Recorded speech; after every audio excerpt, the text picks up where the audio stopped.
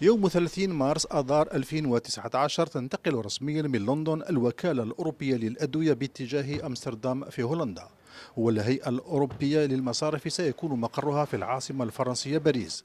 قرار وزراء الخارجية للاتحاد الأوروبي بنقل الوكالتين من لندن يدل على صرامة أوروبا في تطبيق المادة 50 من اتفاقية لشبونة بعد طلب تفعيلها من لندن على إثر استفتاء جاء لصالح انفصال بريطانيا عن الاتحاد الأوروبي. وسيكون لقرار نقل الوكالتين انعكاسات على الشركات الاقتصادية الأخرى التي تعمل في لندن وما زالت مترددة بشأن نقل مقراتها ونشاطاتها إلى القارة الأوروبية.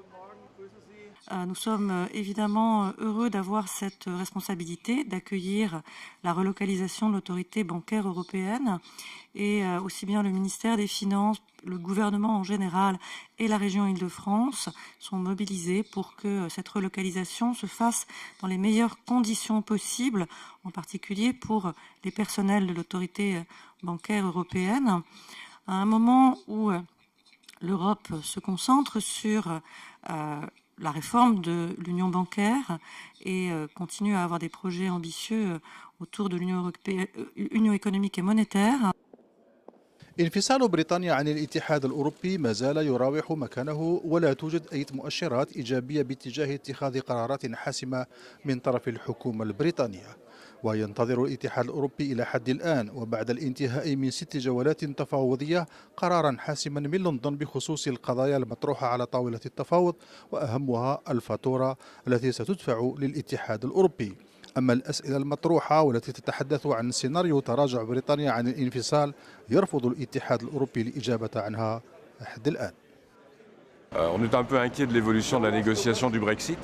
J'espère que cette négociation va pouvoir progresser parce qu'on doit se préparer à toutes les hypothèses.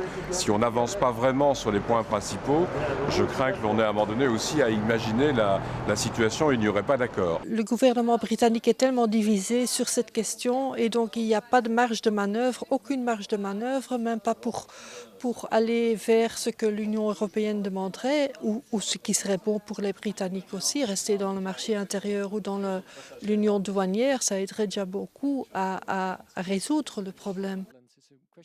تصريحات أوروبية تؤكد استعداد بروكسل للدخول في مفاوضات مع بريطانيا حول الاتفاق التجاري، ولكن بشرط التزام بريطانيا بشروط الانفصال أولا ثم التفاوض.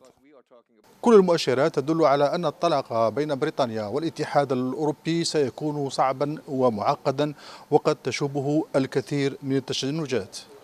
الأخضر فرات لقناة الإخبارية من مقر المجلس الأوروبي بروكسل.